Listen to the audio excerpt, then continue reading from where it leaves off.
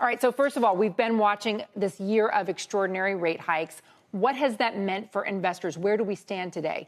Well, the story really goes back to when the Fed changed policy, and they went from trying to help companies to really trying to fight inflation by raising rates. And so if we go back all the way to the beginning of January 2022, that's when the policy shift occurred, and it really had a profound impact on bond market yields. You've got, the doubling of current rates.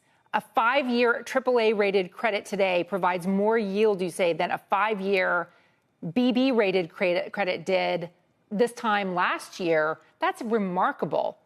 Yeah, well, actually, it goes back a little bit further. Like if we start at January 2022, when you're looking at BB rated debt, it's a 5-year BB rated debt is yielding less than what current AAA rated 5-year debt is rated.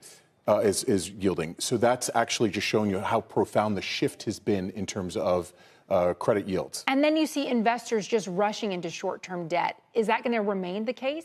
Well, as rates started to rise, investors jumped into short-term debt because of a lot of uncertainty, and also long-term debt gets hit in terms of its value going down when rates rise.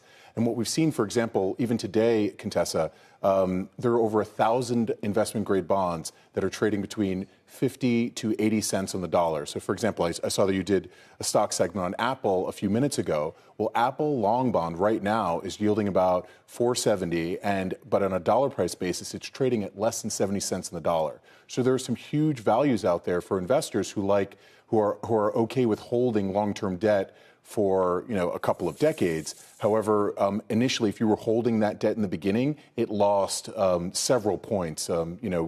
Apple was issued at par, and then now the debt's down to something below 70 cents on the dollar. I mentioned all the corporate debt that is reaching maturity now and through the next couple years. What impact does that have on the companies themselves? And then what opportunity is there for investors? Sure. So let's use an analogy that I think you and I can relate to, which is, when you have to refinance your mortgage, you're hoping that rates at the time are going to be favorable to you. So if you got a mortgage at, let's say, 4.25%, and now you have to refinance at 8.25% or 8.5%, that's going to hurt your household income.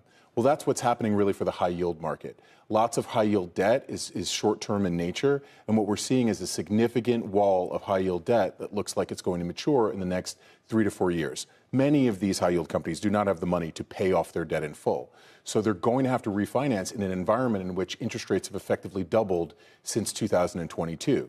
So I think for investors, something to pay attention to is how are some high yield companies, not only for their debt, how is their stock going to react to these higher debt capital costs? Because it's ultimately going to hurt their net income.